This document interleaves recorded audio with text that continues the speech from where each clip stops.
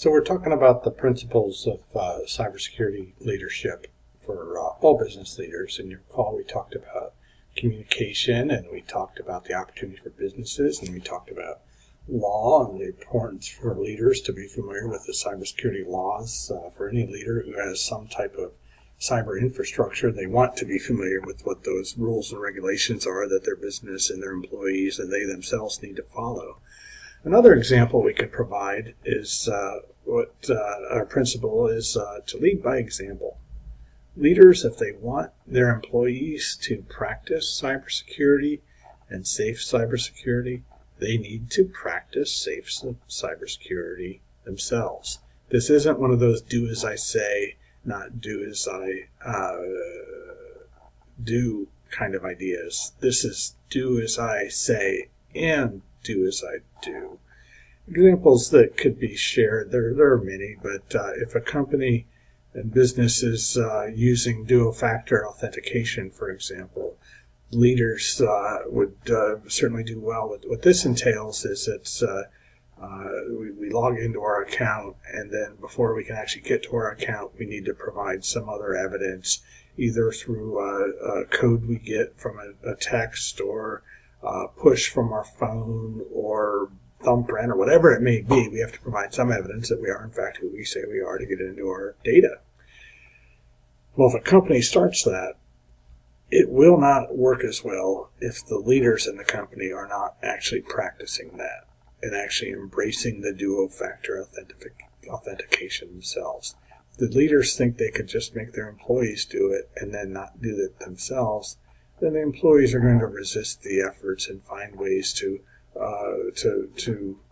limit their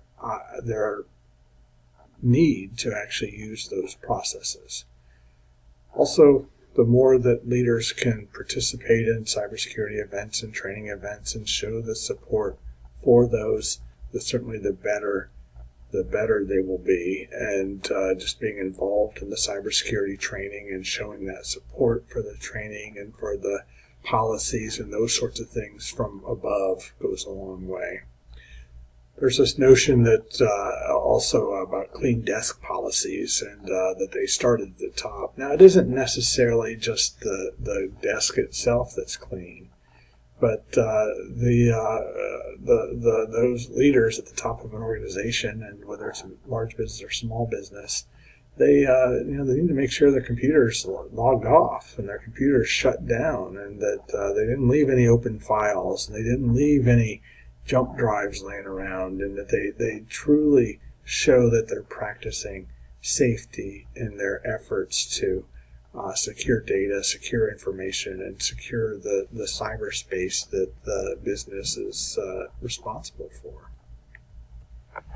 Cybersecurity leadership principle number 5, awareness about risk matters. And here, what we're talking about is that we've alluded to this once or twice, and there will be a whole set of mini modules on this about crime. Crime is going to occur no matter where you are. Sociologists have pointed out that even in a convent, if you got a group of nuns, some of those nuns are going to break the rule. And some of those nuns are going to do things that the rest think are wrong. Well, any business, you're going to have someone, somewhere, whether it's a client or customer or someone that works in the business, break the rules. Maybe it'd be one of the leaders. Whoever it is, it's important that leaders recognize that their cyberspace is at risk for some sort of victimization. Cybercrime occurs everywhere, even in businesses. We've already alluded to the notion of white-collar cybercrime as being cybercrimes that occur in a business. But to understand those differences and those connections between white-collar and cybercrime, it certainly helps to think about the similarities and differences, but also to do it within a concept or a notion of risk and risk assessment. How much risk is a company at for people committing traditional rule violations versus cybercrime rule violations? And identifying the amount of risk and the overlap of risk can help leaders to think about the appropriate response strategies to these types of behaviors. If there's no risk for just traditional rule breaking, and but there's some risk for cyber rule breaking, then this says one thing that the leaders would want to do. But if there's a high risk of both, then this would say something entirely different. Now, what the leaders would want to do is to ensure that whatever strategies they're putting in place to minimize risk actually address the specific type of offense that they're at risk of experiencing. You certainly don't want to develop prevention strategies for the behaviors that aren't likely to happen. Now, related to this, leaders need to balance security expenses with goals and profit. So here, it's important that leaders in a company who are deciding how much are we going to spend on cybersecurity think about what their company goals are and how much they can legitimately spend on cybersecurity. In 2020, it's estimated that companies are going to spend more than $101 million on cybersecurity. This is a large amount being spent to protect our cyber infrastructure, and it will be up from $73 billion in 2016. So what leaders need to think about, there are things they could do to eliminate the risk completely. But what they'd want to ask is, do they want to spend that much money to eliminate the risk completely? If they eliminate the risk completely, does that hurt the business? If they aren't, if we're not going to gather customer data, do we need to have and store that data? And we likely probably do. And so leaders in the business company have to ask these sorts of questions, and they have to determine what risk are we willing to take? What risk? What gamble?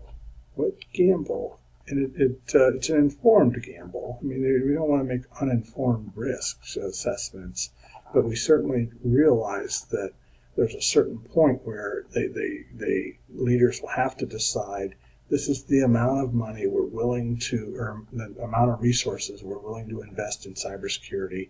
This is the amount of data that we need from our customers. This is how we're going to store it.